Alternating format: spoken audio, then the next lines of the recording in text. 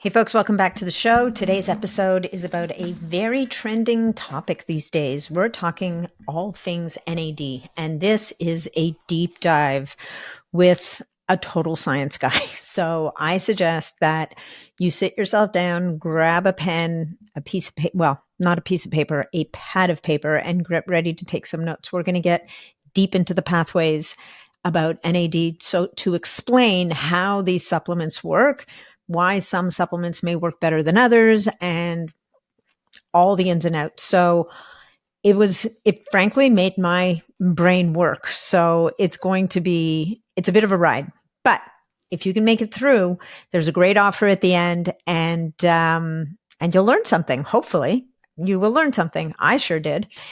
In any event, before I jump into the episode, of course, I want to thank you guys for being here, and thank you for the comments, the questions that I get on Instagram on my account at Natalie Nidham, and of course, for all the amazing reviews that I'm seeing on Apple Podcasts and Spotify, like all those different platforms. I really want to thank you guys for doing that.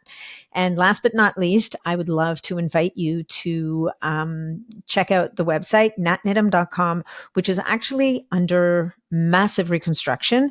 But at the top of the page, what you will see is a red bar that invites you to join the newsletter. And when you join for the newsletter these days, you're going to get a 7-email series delivered over 3 weeks that really talks about how I recommend my clients really start to establish their foundation before we get into advanced biohacking. So hopefully you'll be able to pull out a couple of little gems from there. And then from there, we go on and you get the weekly newsletter with, on occasion, 1 or 2 additional emails during the week. All right, let's talk about the episode. Have you ever wondered why some people seem to age more gracefully than others? Well, it just might partially lie in a molecule called NAD. In this podcast episode, we dive deep into the world of NAD with Dr. Greg Kelly, a leading expert in this field. We discuss a comprehensive overview of NAD, its role in longevity, as well as cellular resilience, and the importance of timing when you supplement with it. We also dive into the effectiveness of NAD infusions, the importance of NAD resources in cellular response to stress, and we also talk about a specific formula called Qualia Life, who have a supplement called NAD+. Greg Kelly is Director of Product Development at Qualia Life, a naturopathic physician, and the author of the book Shapeshift. He was the editor of the journal Alternative Medicine Review and has been an instructor at the University of Bridgeport in the College of Naturopathic Medicine, where he's taught classes in advanced clinical nutrition, counseling skills, doctor-patient relationships. And Dr. Kelly has published hundreds of articles on natural medicine and nutrition, and the list goes on. Needless to say, this man knows of what he speaks.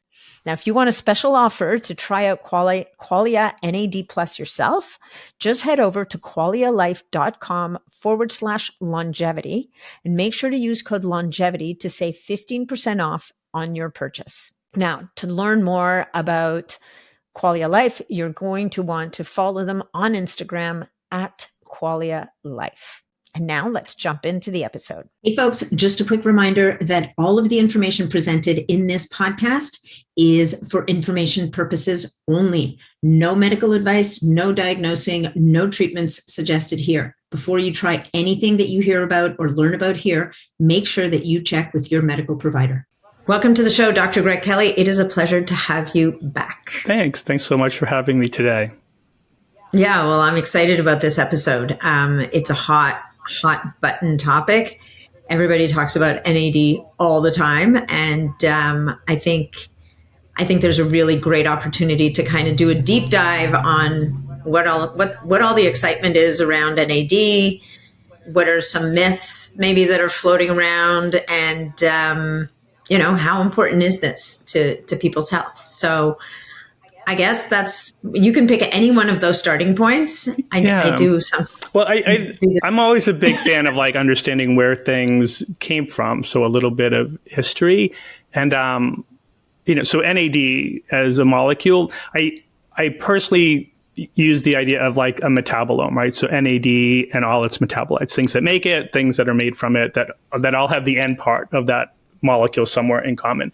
And the N part stands for nicotinamide, which is sometimes also called niacinamide, which some listeners probably would recognize as a form of vitamin B3. So, the history of vitamin B3 becomes a part of the NAD story in a simple sense. And that history goes back to, one of the early vitamin B deficiencies that was, problematic at the turn of the 20th century, so the early 1900s. And, the classic deficiency issues with vitamin B3 are I think they were always called the 3 or 4 Ds, but it was diarrhea, dermatitis, dementia, and ultimately the fourth would be death. And, so like basically skin, brain, and gut were what was impacted. And the origins of that becoming a deficiency was that in parts of, I think it was U.S. South would have been an example, that used corn as a big part of the diet. Corn has some vitamin B3, but it's kind of bound up. And so it's not really bioavailable. And that would have been solved in corn cultures, the traditional cultures of, Native Americans, because they would have soaked corn in alkali lime, and then that alkalinization products, I think it's called nixtamalization or something like that, liberates the niacin that's otherwise bound up and would prevent that. It also adds a lot of calcium and other things to it for people nutritionally, if they're wondering, so that whoever figured that out culturally, maybe some shamans way back, really nutritionally improved corn a lot. And so, long story short, with that, eventually they figured out it was because of what became known as B3, which the original two B3s, nicotinic acid and niacinamide, were identified by the late 1930s. And they basically form the N part of the NAD molecule. And so they're cofactors for that. Without them, we can't make the molecule.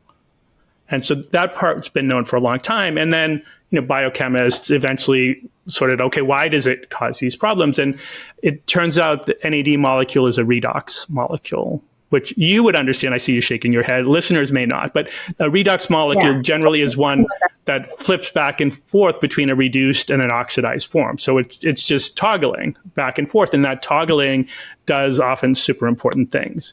So glutathione would be another classic, one that we use for antioxidants, we use for detoxification.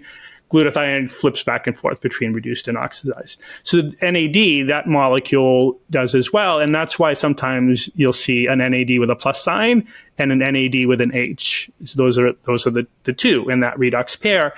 And then you can also add like a phosphate on. So, in a biochemistry book, you'd see NADP plus an NADPH, right? So again, like another redox pair. And historically, when I would have taken biochemistry, as part of my naturopathic education, those two redox roles would have been the entire story about vitamin B3 and NAD. And it's probably, I've heard some people mention, I think even Peter Attia, I might have heard him say. So I can't say this is true because I've never seen it in writing, but the vast majority of the role that the NAD molecule is one of those redox roles. And the NAD plus NADH, that's super important for essentially carrying stored electrons or hydrogens to mitochondria where they're turned into ATP, right? So if you think of nothing else, when you think of NAD molecule, just thinking as it being essential to make ATP. And so what ends up happening with redox molecules like this, our cells and mitochondria would tend to keep them in some kind of a ratio. So what you would see in young, healthy people, there'd be more NAD plus proportionally than NADH. There'd be a proportional ratio. And as we get older, what tends to happen is that ratio worsens. And it worsens because NAD plus levels go down in our tissues and NADH tends to creep up. So redox function just becomes compromised. Probably like that ties in with mitochondrial dysfunction and some other things we know happen with aging. But anyway, so that's one role, like a historic role. The NADP, so the NADPH and NADP plus versions, think of those as a redox pair that more builds things. Okay. So they would be like they would be involved in things like glutathione and making molecules. So many of our cells' antioxidant defenses rely on the NADP version, right? So that's its second historic big role, is basically to help cells protect themselves. Right? So That's a big role. energy and protection, right? Those would have been things that I learned about, in 1993. But then the reason it became this big thing for, what I would say in the longevity space goes back to work at a couple labs. I think the big names are people like David Sinclair, Charles Brenner. I think it's Leo, but Guarente, the dog aging person, Caberline, like they all were kind of in overlapping labs. And one of the things that was discovered late 90s through early 2000s was that, so stepping back, these redox roles, the molecule is basically conserved, right? It's flipping back and forth, but the NAD molecule itself is not being used up particularly, right? Right. Another B vitamin that's a redox one is riboflavin, and that it's FA, D, and FA8. Anyways, like it's got its own redox pairing that's also used to make energy. So if you looked at the daily value for riboflavin, it's like 1.2 milligrams. If you look for B3, it's like 16. So why is the difference? Like if these things aren't getting used up, granted we don't store them, but why do we need so much more of one of these than the others? And part of that is these additional things that were found in the late 90s and early 2000s that are often described as consumption roles. And in that, instead of the molecule being conserved and toggling, it's literally consumed and broken apart. And the things that consume it are activating sirtuins. So that the 6 different sirtuin enzyme systems, for them to be fueled, they literally gobble up the NAD molecule and then spit out the niacinamide part, the N part. And sirtuins are involved in, at one point there was tons of buzz around them for longevity. I would say almost everyone except David Sinclair believes that they're not the reason that calorie restriction extends longevity. But they do play an important role in, again, responding to cellular stress, defenses against things, and repair mechanisms. So, sirtuins was one of those. And so the NAD story by, say 2010 was wrapped up with sirtuin story. Another thing that was found that consumes the molecule are referred to as PARPs, P-A-R-P for listeners. Yeah. And PARPs are involved in repairing DNA. So, super important, right, for aging. So, right. And then a third is something called CD38. And think of CD38 as something that would go up with like senescent cells would put out a lot more CD38, as an example. And senescent cells, those are your zombie cells, which your audience I know knows a lot about. But CD38, think of as tied up with like inflammation. And the inflammation that tends to go up with aging, older animals for sure would make more CD38. That consumes NAD plus molecule to fuel it, but isn't doing these repair and stress response things that sirtuins and PARPs do. So that consumption role, I think, is why, and the mix up with sirtuins is why all of a sudden it became, this looks like a maybe really important thing for longevity. And then what happened, I think this was 2013, but David Sinclair's lab gave NMN to older animals and found out that it restored mitochondrial function, that those animals were healthier than ones that didn't get it. And all of a sudden it's like kind of all the pieces fit together, like, maybe this is a Healthspan molecule that in addition to these roles, maybe realistically animals do need more of the precursors to make it as they get older. So that study, as far as I can tell, then lit things on fire. Where for listeners that might have heard of Elysium basis, so that's Guarente. I mentioned Guarente as one of the historical figures. That's his company, right? So he, at the time, you couldn't buy NMN when David Sinclair's article came out, but a company called Chromadex was selling nicotinamide riboside. They had licensed what are classically thought as the Dartmouth patents, which, again, out of the name Chris Brenner's patents, but no one was buying a huge amount, and Elysium launched their basis product, and kind of put NR really big on the map for the first time.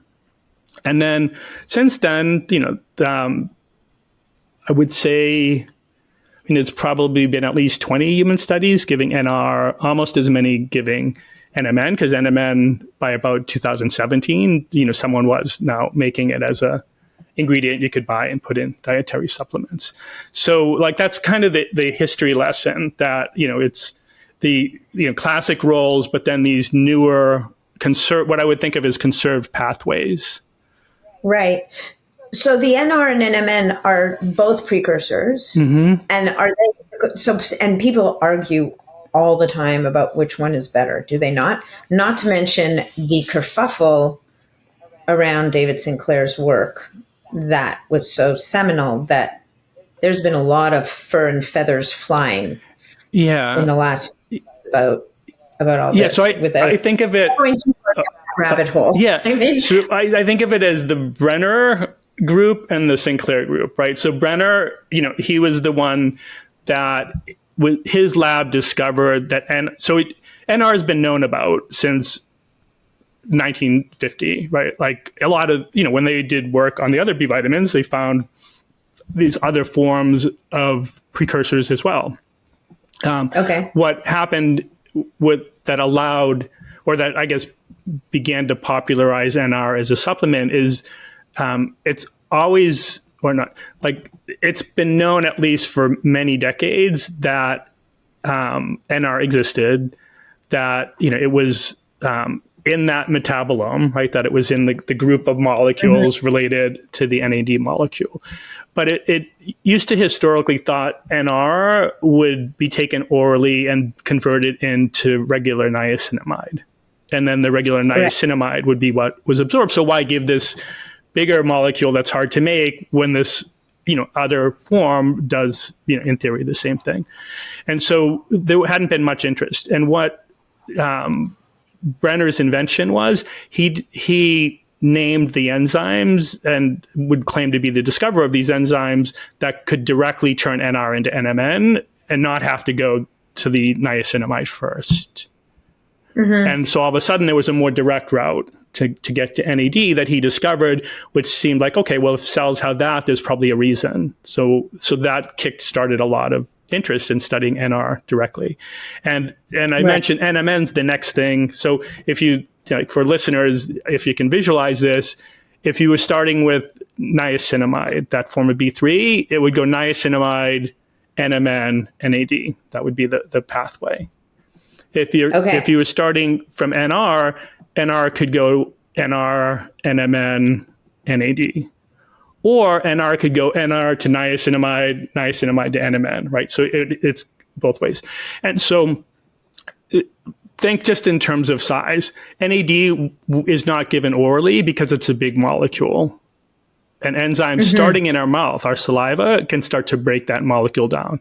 Our gut breaks down the rest. So that's why, you give NAD infusions, but not, you'll see people selling NAD, supplements that have the whole molecule, but it's going to be broken into pieces. Yeah.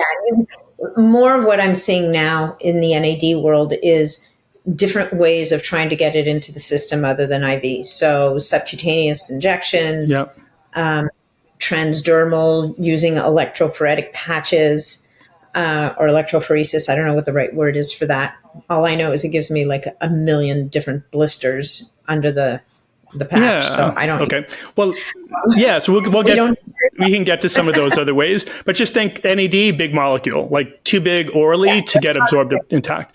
NMN's, a slightly smaller molecule, but it's also really big. So NR is even smaller, and then just the N part is even smaller. So I would say it seems to be pretty good agreement that NMN is too big a molecule to get in one piece from outside cells to inside cells. NR is the right size. NR actually can get in. And then the smaller forms like nicotinic acid and niacinamide. So the big debate that I always see, creep up, the Brenner camp would say, well, don't take NMN. It's too big to get in cells intact. NR can. But in both cases, I think they're missing a couple important points. like they're both too big a molecule to get from our mouth to, say, our muscle tissue in one piece in any kind of like meaningful way, right? They're just broken down and then put back together, after the liver when it gets to tissues. So, one of the things that I just always find interesting is that's known, right? So this may be too geeky for some listeners, but the way that scientists would know that is they'll put in a radioisotope on each parts of the molecule, and then they'll look and trace that through the body. And if, say, they give NR, and tag the R part and the N part, and then look at tissues, and they'll say, okay, NAD went up in these muscle tissues, thumbs up. But how much of that NAD molecule had both of those isotopes together in a molecule? And the ones that show up together, it's like, okay, the whole NR got there in one piece. But what ends up happening is most of the increase has one isotope. So one piece got there. And then maybe for another NAD molecule, the other piece got there. So it boosts NAD, but not because the whole NR makes it all the way through circulation in the body to do it in one piece. NMN's the same. So both absolutely increase NAD levels in the blood. That's, I would say, been seen in humans over and over and over again, but probably not because they're arriving at, let's say, that blood cell in one piece. They both work. They both work. Yeah. Net, like both NMN and NR will increase intracellular NAD, just not exactly the way some people would like it to be. Yeah, and the thing that I think is completely missed is some of the NR and NMN is going to arrive at a gut microbiome, and they love those molecules, right? Because they need energy, right? They need protection. They need all these same things we do. And my guess would be, just because these are slightly different molecules, is slightly different organisms prefer NMN versus NR, right? So that gut microbiome piece, like there's an animal study, so, listeners, take that with a grain of salt, right? You never know if it will translate to humans. But in this particular animal study, NR basically youngified the gut microbiome. And there hasn't been a human study on this yet? There's been a twin study, I believe, that looked at NR. I believe it was NR and gut microbiota, and it absolutely changed it. Yeah. Oh, it did? Yeah. In humans. But whether, you can't do the youngified thing because it's just the duration of time in humans versus animals. Right. And also, I think, the challenge for me with the microbiome continues to be that other than knowing, we need to see these keystone species. And if we see an overgrowth of this or that, that's bad. But there's no holy grail on the human microbiome as it stands right now. No. And it's like nobody can say, here's the perfect human microbiome everybody should be shooting for. It feels like there's probably many variations on that theme, depending on 1,000 factors, some of which we know and some of which we don't. Yeah. So, I mean, that could be its own podcast. So for listeners, we have a Qualia Symbiotic that, would be our gut microbiome. And there's a blog I did when we released that product that talks about, why we created it the way we did, each ingredient in it. But the entire lead into that, before you get to ingredients, is, the most experts, like scientific experts on the microbiome, would describe it in ecological terms, an ecosystem, right? And just like, Yellowstone's one ecosystem, the Arctic tundra is another one, the savanna is a different one. I live in Southern California. We're like more of a desert ecosystem. Like there's no one perfect ecosystem, right? There's like they all work for their niche, right? So it would be the same. There's no way we're going to ever find there's one perfect human ecosystem. No, like the perfect analogy, right? Because if you take a plant from one of those ecosystems and bring it to the other one of two things that's going to happen. Either it's going to die, like it's not going to survive, or it's going to be opportunistic and it's not going to be in balance with everything else, and it might overgrow and crowd. Like, we've got this with certain plants that were introduced for whatever reason in certain areas, and all of a sudden it becomes like everybody's worst nightmare. They can't get rid of this thing anymore. And I think that's where that ecosystem analogy is so perfect for the human microbiome. Yeah. So then the question is like, does your ecosystem work well for you, right? And then that's what will show up in GI symptoms and gut brain Gut brain, the brain end is usually, mood and stress would be the two main areas it shows up. So that, so anyways, like it's why it's challenging. Like I give the caveat, animal study, it's challenging in humans where there's going to be a lot of diversity in microbiota, and, to try to extrapolate that from humans or from animals to humans, like forget about it. So you end up looking at things like, barrier functions, right? Did this help, zonulin and prevent permeability and things like that? Because that's probably like those proteins are conserved, right? So like in that animal study, it would have helped that. It would have helped intestinal stem cells as an example as well. So it's like, okay, that's when I say youngify, it's not just the microbiota, it's the whole system, right? Because we know dysbiosis is one of the hallmarks of aging, right? So that, but how that would show up, like in someone that's dysbiotic, it might be because they have too few Akkermansia, and someone else it's because they have too many, right? The ecosystem's out of balance in either case, right? So yeah.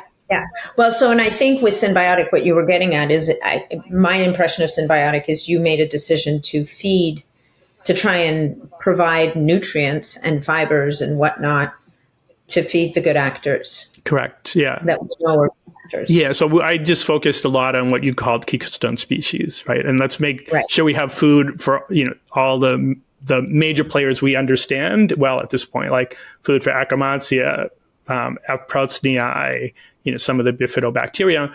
And then our head of marketing is a big fan of the San Diego Zoo. She takes her young daughters there frequently.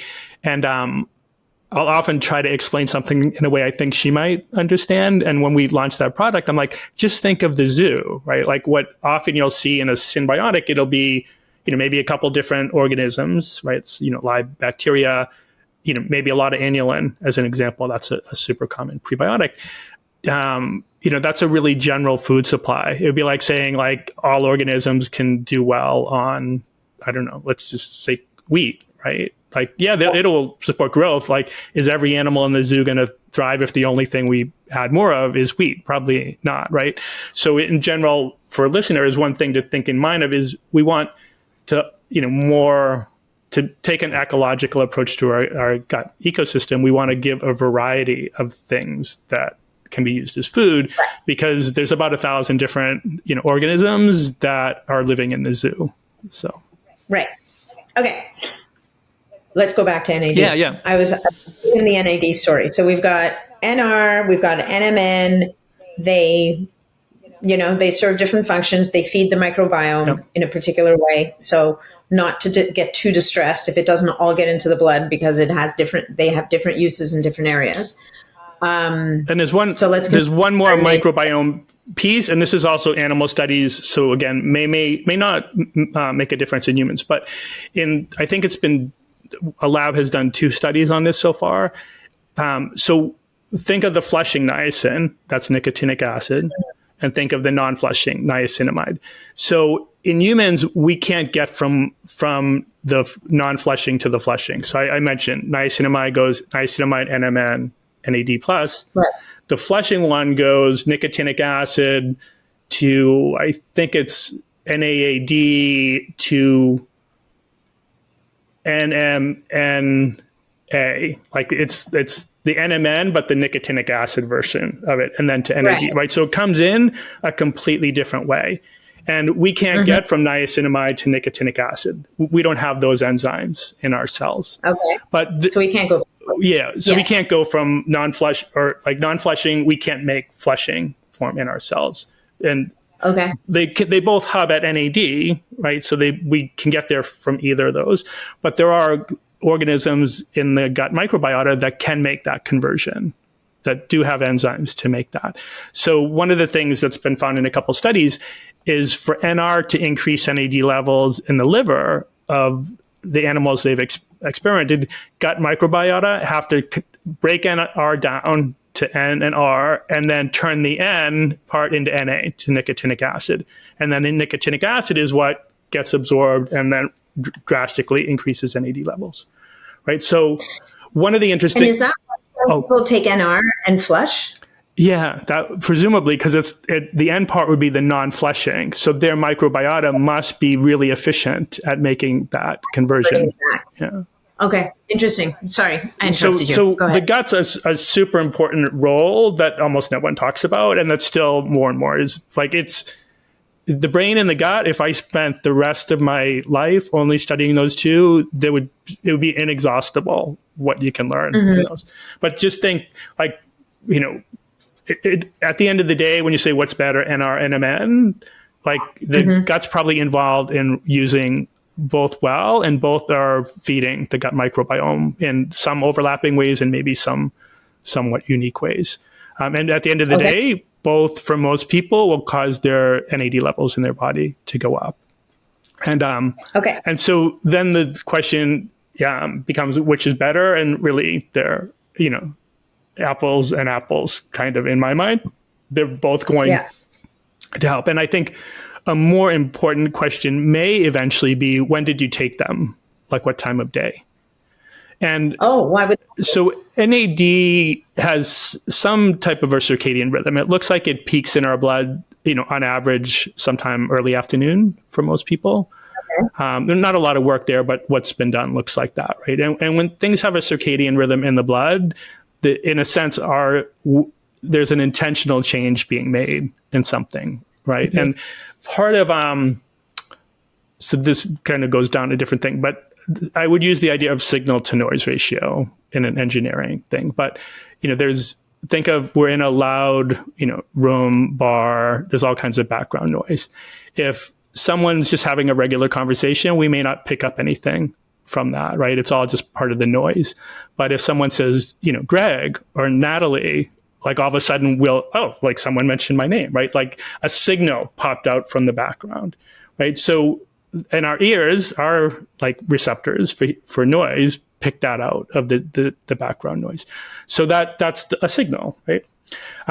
So all signaling has to do somehow with that idea of signal to noise, right? There's always some background noise, which think of that as the baseline amount of something floating in our blood, right? Yeah. And then the signal is the change from that, right? And the way signaling works, it's an old law. So I think like Civil War time period, like, you know, 1870s or something, but it's the Weber-Flexner law. If you Wikipedia it, I think is the name of it. But the general idea is that was experiments on our hearing and our vision, which are what hearing is a decibel system, which is a log scale, right? It's not a linear scale, it's a logarithmic scale. And the gist of that law is that receptors respond to proportional changes. They don't respond to quantities of things. They respond to how the things change. Right? So an analogy for listeners is go into the darkest closet in your house, no lights on, light one candle. You'll notice a huge difference. Now, imagine if you went in there, there's already 99 candles lit, you light one more, and maybe notice no change, right? So one candle means nothing. It's the change from the background that matters. And part of the reason we have circadian rhythms is that's our way to create change. Right? So like think of cortisol, right? Like in a healthy person, a robust change from 7 to 9 in the morning till midnight. Less healthy person, they may still have the same amount of peak at 7 and 9, but maybe they have way more than that healthy person come, you know, midnight-ish, right? So the background noise went way up. And since it's not the amount of something, but how that amount proportionally changes. So I'm going to just make up numbers for listeners, but let's just say like an optimal cortisol number first thing in the morning is 20, just completely made up number. So, and an optimal midnight one is 2. So that's a 10-to-1 ratio. So that's the proportion of change we need to have optimal cortisol signaling. Now imagine we have, you know, morning still 20, super good, looks good, but midnight we have 5. So that is now a 4-to-1 ratio. And so we're not going to get the same response, even though cortisol peak is the same in both cases. The background noise went way up, right? And so think of the idea of insulin resistance or insulin sensitivity. Like that's how medicine starts to back into some of these ideas, right? We know insulin sensitivity exists. We know insulin resistance. The difference is the background noise in one is way higher than the other. because there's more than enough insulin in insulin resistance, theoretically, to create a signal. We know it's not, right? And so, invariably, what you then want to do is get the background quieter rather than just giving more and more insulin. You'd have to, if, in that cortisol thing, to get to the right 10-to-1 ratio, you'd need 50 to be the hot. And then 50 is probably going to do damage, right? Right. So how does the NAD work? Because to me, NAD is what you just said earlier. It's an energy molecule and it's a protection molecule. So what would be the point of having it go up early in the afternoon versus any other day? The way I think of it, it's that change happens at multiple time scales, right? It's seasonally, monthly, especially for women, daily for all of us, and then even at smaller time frames, right? But things are intentionally create rhythms, so there's some proportional change is just the point. And then why? So I would love there to be more studies in it. There's only one I know of, but one of the big things that came out of first Sinclair's work, but then others, when you gave mice these precursor molecules, NR or NMN, you saw drastic improvements in what we would think of as metabolic health, right? Your blood sugar, your lipids, things like that. Often how they responded to a high fat diet as well in animals. Mm-hmm. And so far in humans, we really haven't seen a signal there, meaning those studies have been done. It doesn't look anywhere near as promising as in animals. Okay. So in this one animal study, they gave infusions of the whole NAD molecule at 2 different time points, and then looked at, liver things and some of these metabolic markers. And what they found is when they infused NAD molecule at the beginning of the animal's active cycle, then metabolic health improved. But when they infused the same amount of NAD at the beginning of their darkness, or their what would be our darkness period, their equivalent of their inactive time period, those same things worsened. And so they're like, that's interesting. Well, let's just feed now niacinamide, the old B vitamin, at those 2 times and see what happens. And the same thing happened. Not to the same magnitude, but the same thing. Like one time of day, it improved these things. The other time, it worsened. And so between that experiment, the studies that look like there is actually some kind of a circadian rhythm in the blood, which if our system's doing that, it must have a reason to do that. Right. Whether we get it. And if we take NAD precursors, say first thing in our morning, it would then allow them to meet that peak, right? So most of the studies to date in humans on NR and NMN do what most studies do. They're like, take these things twice a day, once with breakfast, once with dinner. And so maybe some of the reason that the studies haven't been as impressive is because, it's not the ideal timing. Yeah. And so I don't know, right? That's speculation, but it wouldn't surprise me. Yeah, I only can think off the top of my head of one study that only gave it at breakfast, and that study did have more promising benefits. So until I know more, I just know the way I take Qualia NAD Plus is first thing in my day. And when I did my individual NAD Plus testing, long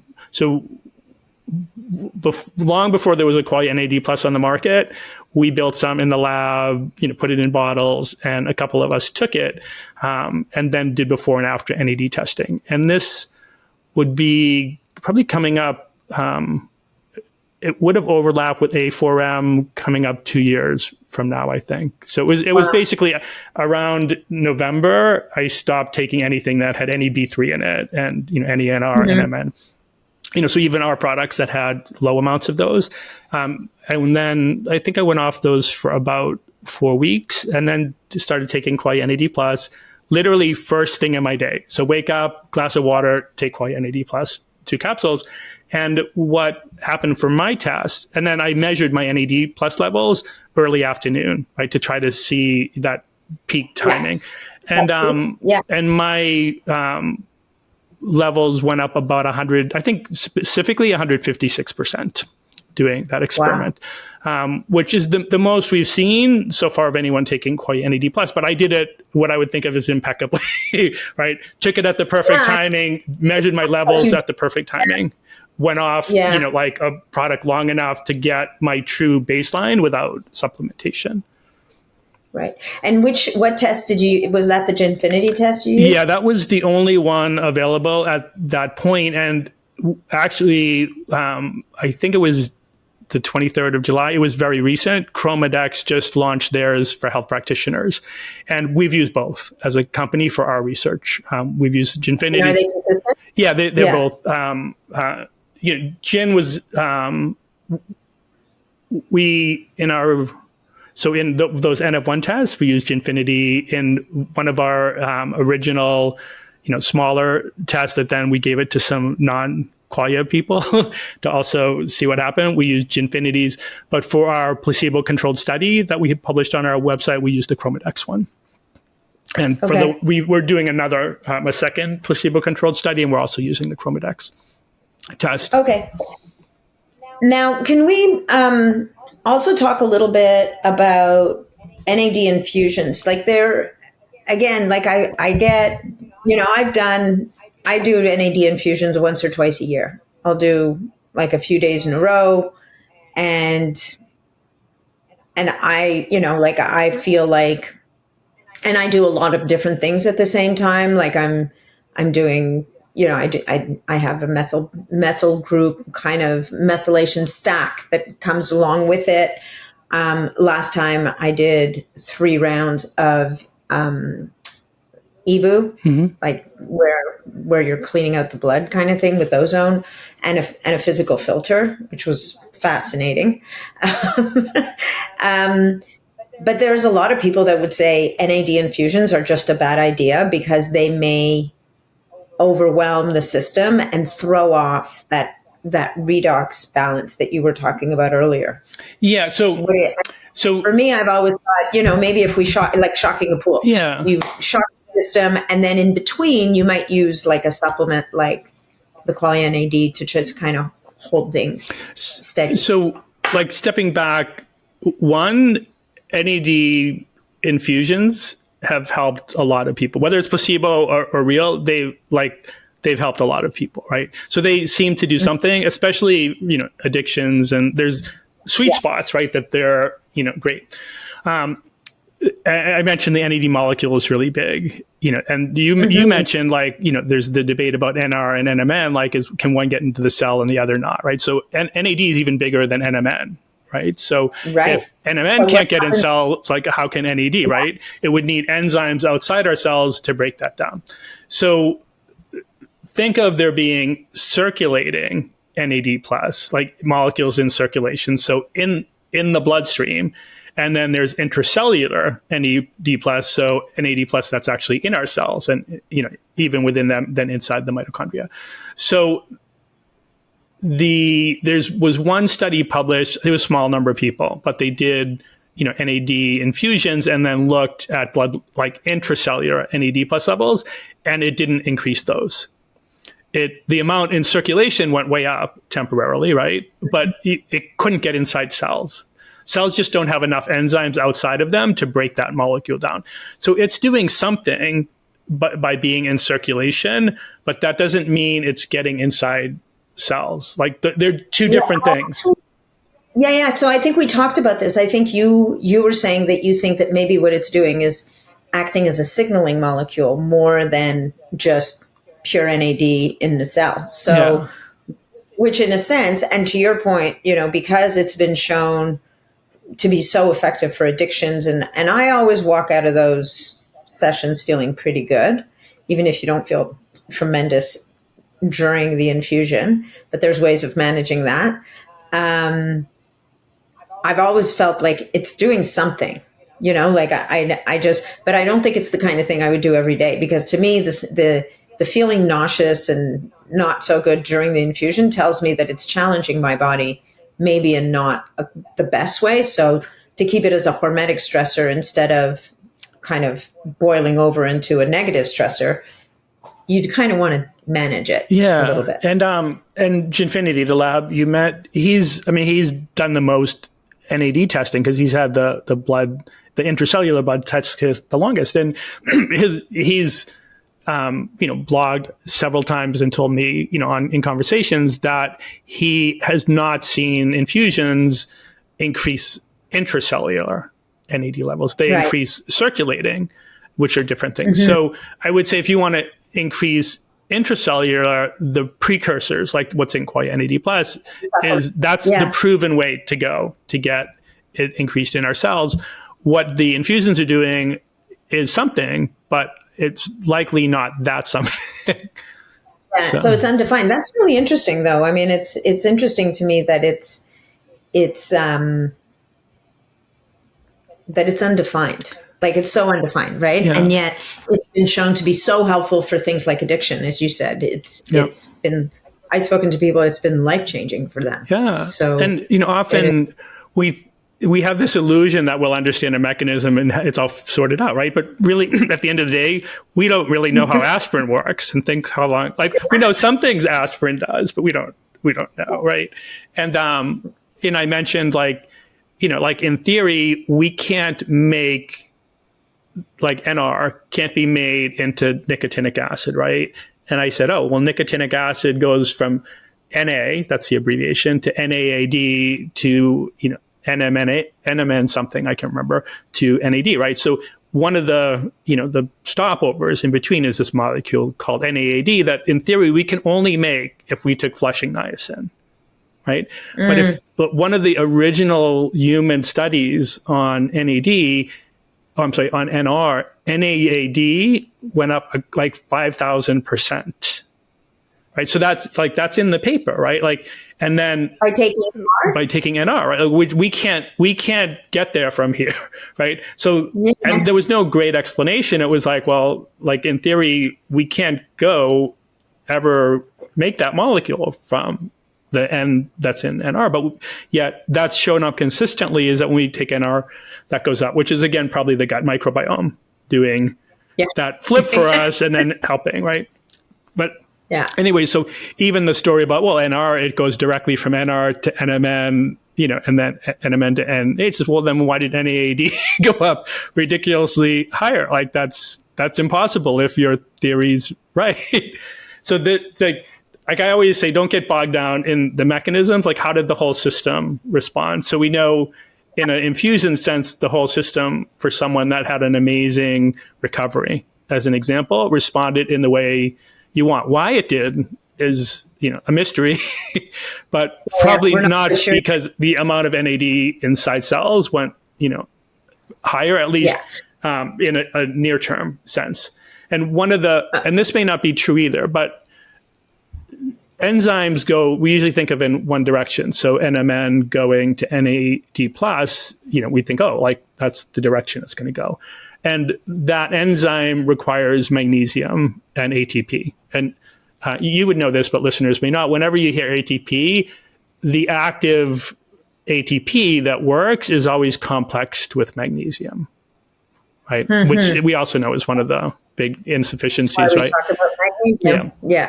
And ATP, like say we start at niacinamide, there's 2 steps to go to NAD plus. The second one requires ATP. Say instead, like, NR, does go directly, NR, NMN. There's 2 steps there, both require ATP. Say we start from flushing niacin, right? There's, 3 different steps to get there. 2 of the 3 need ATP. So, we started this out, like, what does NAD do? And one of the big roles, it helps us make ATP, but we can't make NAD without ATP.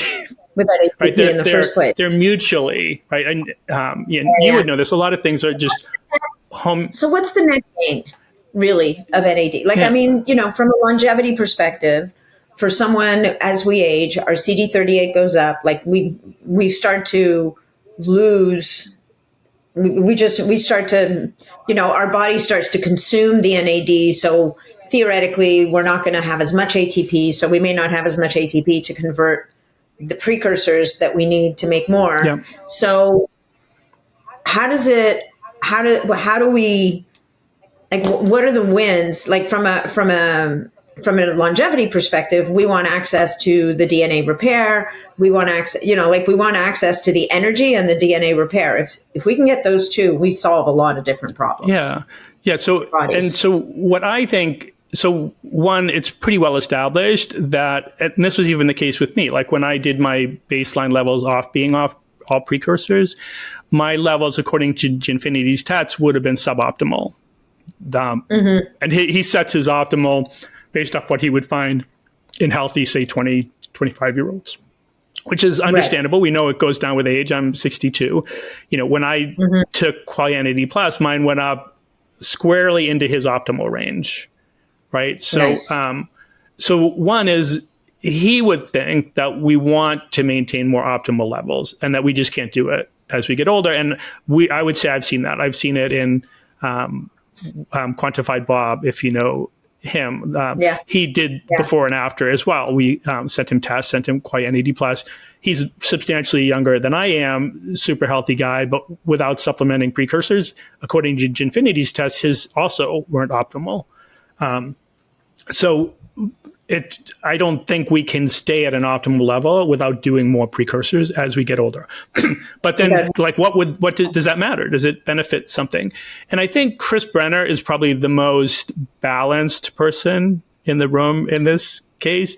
And what he believes, forget about longevity. This isn't about living longer. It's about metabolic stress. Like us, cells are exposed to stress. And like us, sometimes they're prepared for it, sometimes they're not. And if they're not prepared, then bad things happen, right? And metabolic stress on a cellular level can be caused by some of the things that would stress us out, right? Radiation, toxicity, you name it. And when cells are stressed metabolically or stressed in any ways, but we'll just call that all metabolic stress, they'll try to make more NAD+. And if they have, say, more of these precursors in their diet or access to them, they'll weather that stress better. That would be, I would say, the most consistent, if you were saying thematically what happens in animals, that would, I think, what Brenner would hang his hat on. And I would agree that's consistent. Now, that's a harder thing to tease out in a human study, right? Because we're doing more, let's look at blood sugar or lipids. But on a cellular level, it's, I think, very important to have these because we don't know when stress is going to hit a cell.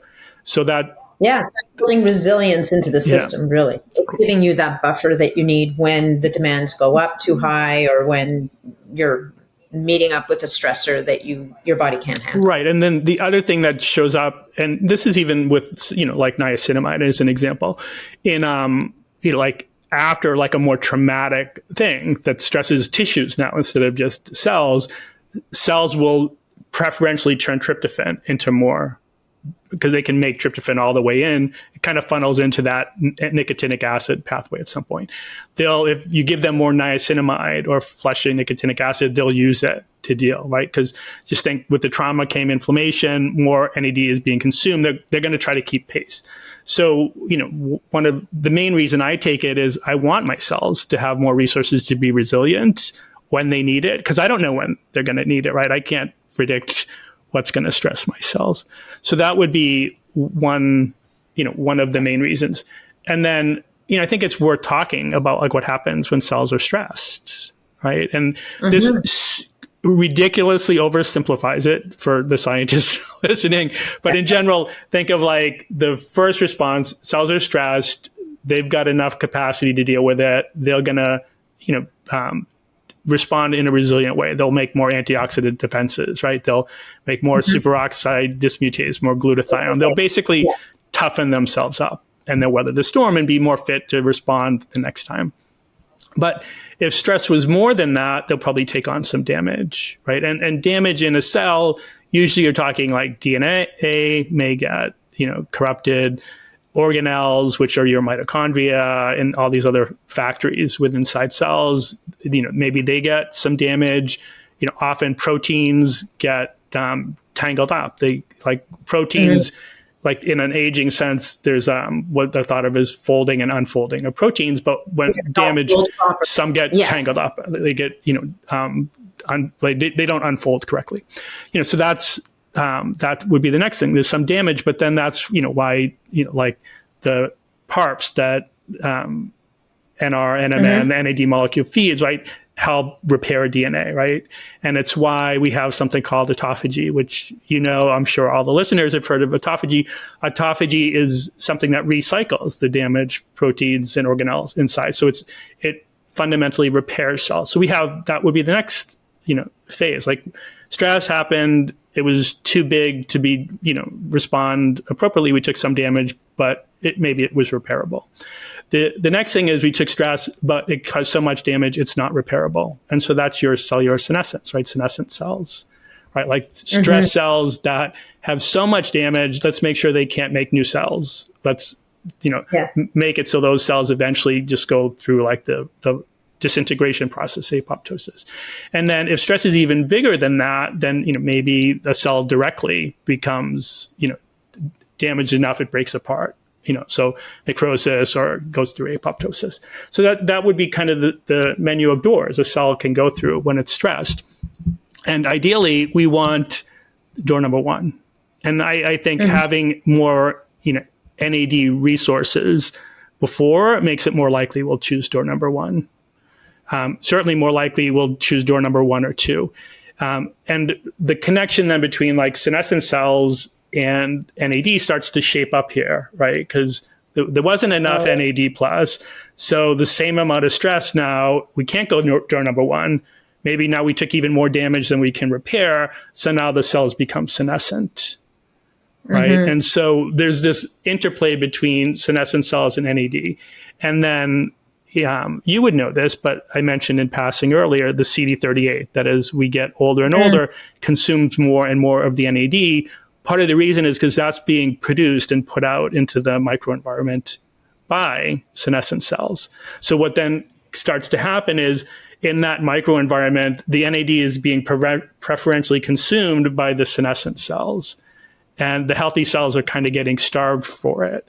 So like conceptually, just stepping back, then we would want to like be pruning away the senescent cells and funneling enough, into like making NAD plus so that healthy cells can stay resilient, right? So it's not an either or. It's like, both of these things together are probably what we really want to do. And there we've described the reason why the senolytic and the NAD plus are important. Because, it's interesting because there's other products out there that really talk a lot about down regulating CD38, but, if you've got a ton of senescent cells sitting around pumping the stuff out, you can only quench the fire so much if it's being fed from the other end. Yeah. So you kind of need both approaches kind of thing. And I would imagine in your NAD3 formula, because there's those beautiful stacks of all different compounds. Yeah. There's also talk like that there's a salvage pathway that kind of starts to become less efficient. Yes. Again, as we move through the ages. So the salvage. So we'll get to salvage second. So the first thing is the classic inhibitor of CD38 is apigenin, which is a flavonoid, right?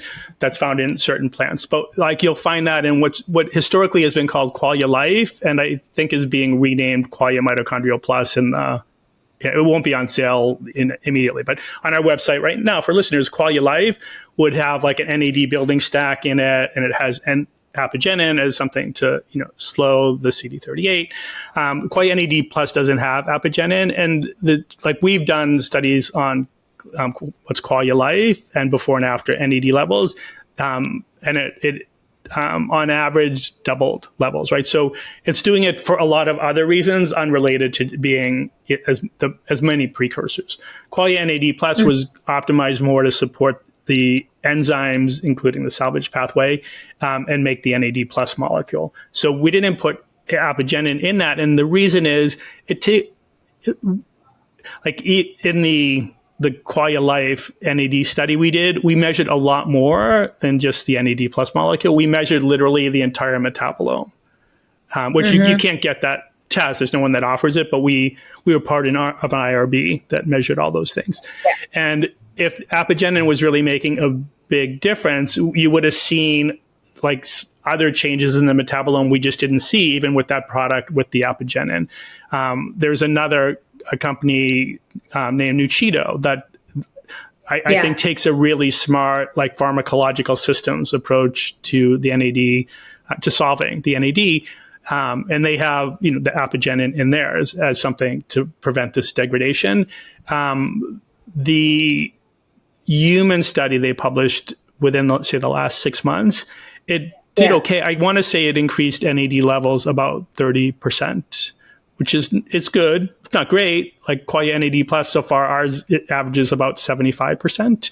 So that approach isn't as useful as in theory it sounds like it would be.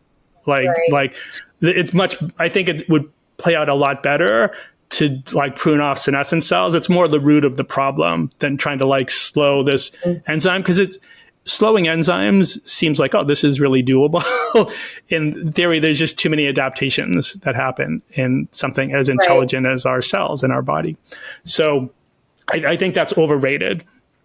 But now getting into the salvage pathway. So what I mentioned earlier, the NAD molecule can be consumed, and the leftovers from dinner, so to speak, is the end part of the molecule, niacinamide. So when you hear salvage pathway, it's then resurrecting that niacinamide molecule, turning it into NMN again, and then returning the NMN to NAD. That would be the salvage thing. So it's this loop that goes NAD is consumed, leftover niacinamide, and then that's salvaged, right, through those two enzymes. So one important thing is, no matter how NAD was made the first time, whether through NMN or NR or flushing niacin or in some other, like tryptophan, making a journey through 12 enzymes to get there, after it's consumed, niacinamide is always left over, always, right? So, we want to make sure that can be salvaged. And that first enzyme, so what scientists would say is usually there's one enzyme in a pathway that they'll call rate limiting, which means like that's the turtle, not the hare, right? It's the one that's slowing the whole thing. So it's the first enzyme that's the slow one. And so when you hear like, oh, well, let's do something to support salvage, it's usually like, okay, is there things we can do that may make that like upregulate the activity of that enzyme, right? So, so Qualia NAD Plus would have a compound. Resveratrol would be something, I think it's overrated for sirtuins, but it does impact other things, right? And that would be one. Metabolic stress would be another, right? But I don't think of it as a more is better compound. I think of it like exercise. We want to have the just like... You want a sweet spot. Yeah, like, Goldilocks and the three bears. Like we don't want the one bowl too hot or too cold. We want the just right amount. So, I don't think we need these, heroic doses of resveratrol to get the good adaptations. And then the next, enzyme I mentioned that first enzyme, the rate limiting one, would help you salvage NAD and make NMN. But then you still want to make the NMN into NAD plus. And one of the studies that I think it was 2019, but there's a really famous longevity researcher named James Clement. He's not a podcast, like voice that travels around. So like listeners wouldn't know that, but he's a top scientist in the longevity world. And he did a study, I think it was called The NAD Metabolome is Dysregulated in Aging, something along that, or maybe it was the plasma NAD metabolome is dysregulated in aging. And what they did, and again, if I make slight mistakes on this, please bear with me, listeners, because I'm relying on my memory. But they had younger people and older people, and they did plasma levels of NAD in it and looked at the many things in the metabolome, not just the NAD plus molecule. And what they found was the NAD plus amounts in the older group were much lower than the younger group, so expected. There was a few other molecules in the metabolome that were also less in the older than youngers, but there was some molecules that were the same in the older group and in the younger group. And one of those was actually NMN, right? So there was like, there was plenty of NMN. Like the bottleneck wasn't making that, salvaging things. It was getting that to go to the next step, right? And so I mentioned earlier that ATP is used in that enzyme. So again, think magnesium, ATP, right, together. And so one of the things, so there's, these pathways you can find, online or, in scientific papers. But at one point, I'm like, okay, I found this pathway, and I circled in red every place that it was lower in the older than younger, and then started looking at it, and it's like, oh, every place it's lower on one side of an enzyme, but normal on the other, is where the ATP is used in this, this metabolome, right? So I mentioned earlier, right, like, niacinamide, salvage, there's an ATP in one of the enzymes. NR, it's in both enzymes. Nicotinic acid, it's in 2 of the 3. Shuttling to other parts of the metabolome, ATP's there too. So that united things in that. For me, it's like, oh, it's like the problem is in part supply probably, but it's part like we're not, where ATP is needed, it's not getting enough work done, right? The analogy I use personally, it's like, think of NAD molecule as the busiest airport in the US. I'll just say Chicago or here. I don't know what the busiest one is. And, maybe starting from niacinamide is starting from San Diego, where I live. I've got to, always stop in Phoenix on my way there. Maybe, we'll say NR is starting from San Francisco, and they always have to stop in Las Vegas to get there. And maybe nicotinic acid is starting in New York City, and they have to stop like 2 flights before they get there, right? So long story short, people are getting stranded at airports, right, as we get older, right? And part of that looks like it's related to ATP. So in addition to supporting, precursors for the Qualia or for the NAD molecule, I think it makes sense to do things to make sure we're supporting making ATP as well, in addition to just doing the NAD molecules, because that looks like that's, and that makes sense because we know mitochondrial dysfunction is also a hallmark of aging, right? Cells just struggle to make as much ATP. So that's why in Qualia, we don't go like, let's not worry about apigenin and slowing CD38. Let's make sure we're getting the entire B complex, because all Bs are involved in making or converting food into ATP. Let's make sure we're adding enough magnesium to buffer the diet, because without magnesium, ATP isn't active.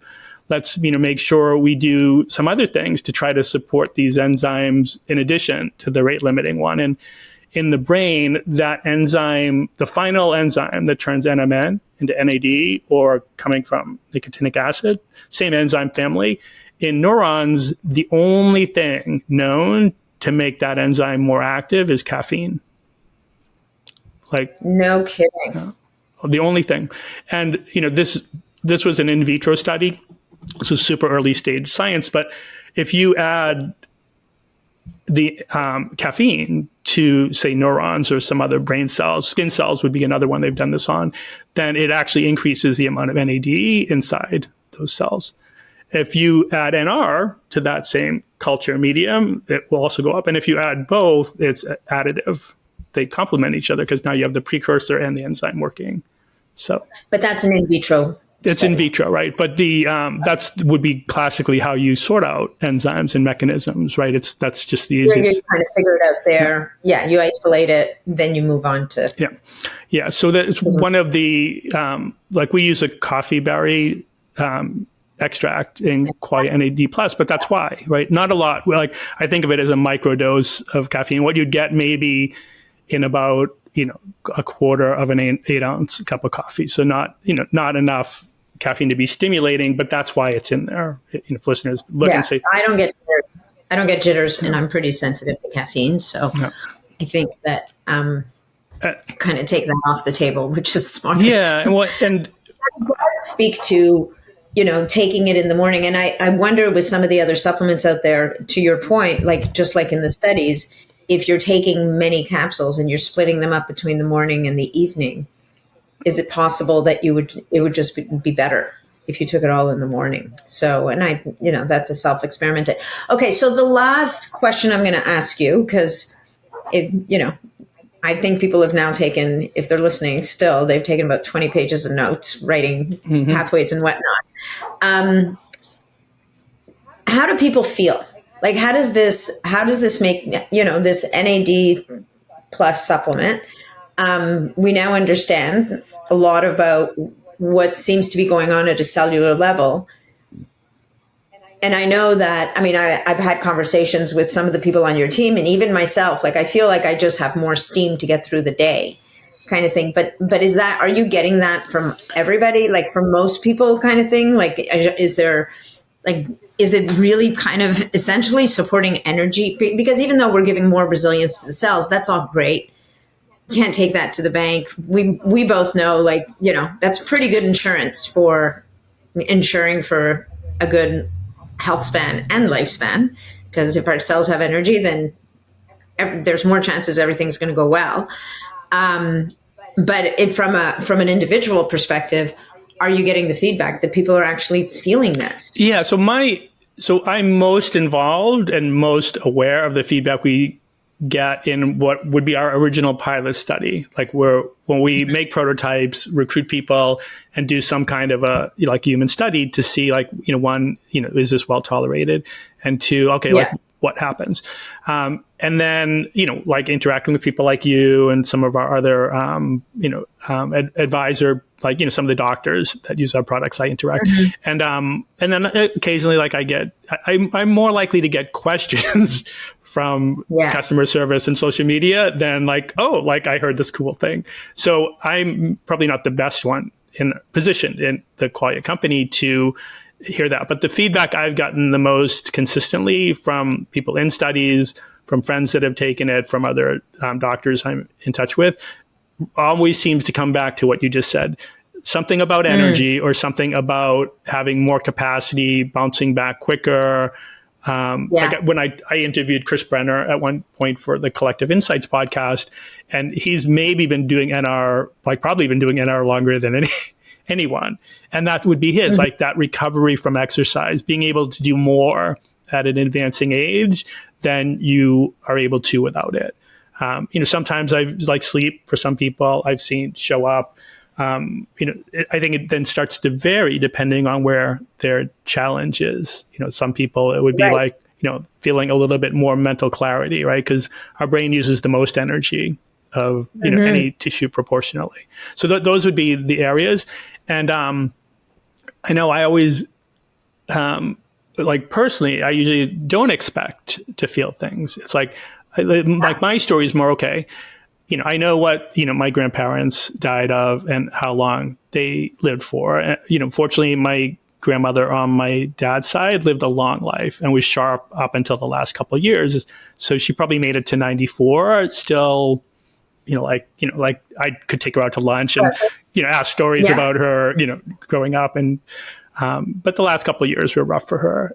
Her husband died, 30 years before her, much younger, right? Part of that was, he was a cigar smoker and died from a cancer that cigars are known to impact. My dad died, similar, fairly young age, close to his dad. My mom, her side's a little bit mixed. Her mom died early of, passed away in her sleep of heart disease at, a very young age. Her dad lived longer, but was institutionalized, in assisted living for a lot at the end. My mom's been healthy, she's in her late 80s. But going back to even, much younger Greg, I became a naturopath, I guess stepping back. So most of my classmates when I went to naturopathic school and most of my students when I taught at a naturopathic school 20 years ago became naturopaths because they were ill. The traditional medical system kind of failed them, didn't get to their issues. A naturopath or a functional medicine MD or someone, in that world was able to, be a solution for them that really resurrected their health. And so they came because they'd been sick and gotten better. Not 100%, but most of them. Yeah. I was this weird naval officer that somewhere around 22 realized, okay, people have been feeding me my whole life. I have to feed myself. I should learn how to do that. Right. And at the time, one of my buddies was a gym rat, super good shape and bodybuilder almost shape, and so I'm like, okay, you look like you know what you're doing. What should I do? And he gave me a book. So this was 84 for listeners. And it was called Eat to Win by, I want to say, Elson Haas, super popular book back then. And I read it. It was a high complex carbohydrate, low fat. And that was my Bible in that, early Navy time. So I was like, think of a cross country runner type of build. I was really like a thin young man, but kind of like fat around the middle because I, drank too much beer back then. But anyways, like I just, at that point in my life, pretty early, I'm like, okay, like, I'm going to get healthier. I'm going to exercise. I'm going to, at least what I understand to be eating better, do that. So I was this weird officer, in the mid to late 80s on my ship that they would have to order special food for. And, and so when I got out of the Navy, I wanted to be a gypsy, just kind of travel the world and realize, okay, now I need to do that for health. Like I can't rely, I don't know where I'll be. I don't know what access I'll have. I should learn more so I can take better care of myself. And that's the road that led me to naturopathic medicine. It was like, okay, what does health look like? How do I make sure I'm more resilient? So, because of that, like my, I guess, trajectory has always been different. But I would say I've been investing in making sure older Greg, had a good investment portfolio since I was, say 30. Because I wanted to get to, say, 90, 100 and be able to still live my life my way. And so when I think of like, why does Greg take Qualia Senolytic? Or why does Greg take Qualia NAD Plus? It's not like, my energy levels are great. I don't expect to move the needle there. It's like, I just think these are good investments that the ROI, worst case, the return on investment might be marginal. Best case is that, they'll help me get to where I want to arrive at, still 30, 40 years down the road. And for me, it's worth that investment. So the way I think of, many of these things would be quite simple, right? Like if we want to change our trajectory, we just have to do more and start earlier. And if we don't, then the time to, financial investment to me is the best analogy, right?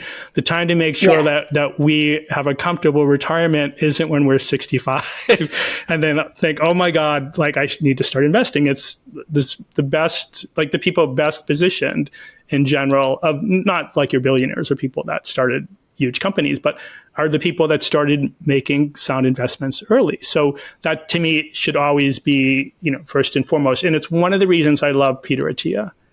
And what he's not an NAD plus guy. I don't think he does rapamycin as something I know he self-experiments with. But his first and foremost, he's like, okay, what are the most important investments? And it's movement, it's our sleep, it's what we're eating, right? So, all the other things we've talked about, I think of, our supplements as an investment that rounds out my investment portfolio, but not in place of, good exercise and good eating and sleep and managing stress and all these other things that are the foundational investments. Love it. That's perfect place to close. I think that's, I think that in and of itself I feel like a broken record sometimes, but I don't think we can say it enough that you can't get around the basics and the foundations. And then all this other stuff is additive to it and makes it richer and more likely to pay out in the end. So I think we've been on a bit of a journey and understand much more deeply this whole NAD pathway story, precursors, the whole 9 yards. If people decide they're going to make that deposit into their account and want to get their hands on Qualia NAD, I think it's just go to qualialife.com, right? You have a new website. Yeah. It's qualialife.com. I think we may even have a dedicated landing page for this. And I believe it's qualialife.com, maybe /Natalie. And that'll give you a little extra incentive to make that investment. And where else can people find information about the product and you and all that kind of stuff? Yeah. So whenever we create a new product, I always do what is a pretty long blog post. So it will take a bit to read it, but it's probably titled Qualia NAD Plus Ingredients. And it's going to give background on why we would make the product and then a story about each ingredient, like what it is, why it's in the formula, and why we put the amount in that we did. So that's, if you wanted to learn about, whether it's Qualia NAD Plus, Qualia Senolytic, Qualia Symbiotic, any of our products, there's always going to be that really deep dive into how I thought about it. And then social media, I think Instagram is by far where we, do the most to get people. I don't officially run our X account, but I do post on X, the Qualia Life X account periodically, things that, I maybe, read over coffee and I'm interested in, I'll share. Amazing. Thank you. My pleasure. This has been great. Always a pleasure to chat, and we'll see you again soon. Thanks so much, Greg. My pleasure.